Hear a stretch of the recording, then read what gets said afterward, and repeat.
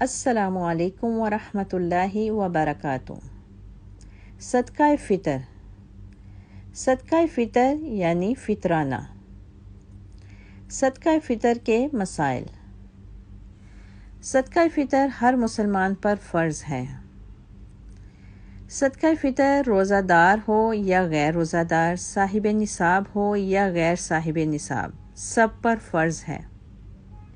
ابن عمر رضی اللہ تعالی عنہ سے روایت ہے کہ رسول اللہ صلی اللہ علیہ وآلہ وسلم نے صدقہ فطر غلام، آزاد، مرد، عورت، چھوٹے بڑے ہر مسلمان پر 1 سا کھجور یا 1 سا جو فرض کیا ہے۔ 1 سا 2.5 کلو یا 3 کلو کے برابر ہے۔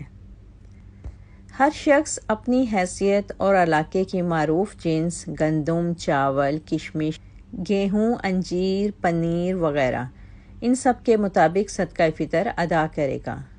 اگر چاہے تو معین مقدار سے زیادہ بھی دے سکتا ہے۔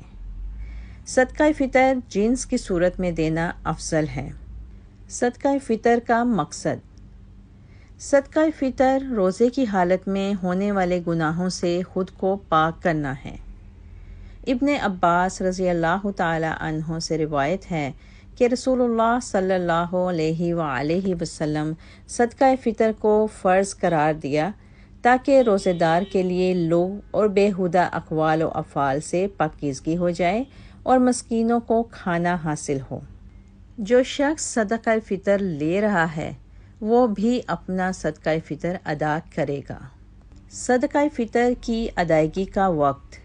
ابن عمر رضی اللہ تعالی عنہ سے روایت ہے کہ نبی کریم صلی اللہ علیہ وآلہ وسلم نے صدقہ فطر لوگوں کے نماز عید کی طرف نکلنے سے پہلے ادا کرنے کا حکم دیا۔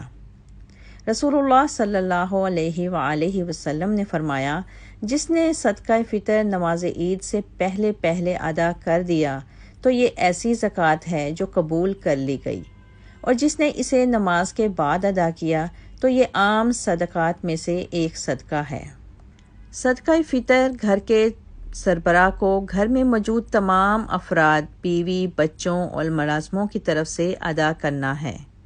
اگر گھر میں کوئی مہمان موجود ہے تو اس کا بھی صدقہ فطر اس گھر کے سربراہ کو دینا ہوگا۔ اگر کوئی بچہ رمضان کی آخری گھڑیوں میں پیدا ہوا ہے تو اس کا صدقہ فطر بھی ادا کیا جائے گا۔ وَمَا عَلَيْنَا إِلَّا الْبَلَاغُ۔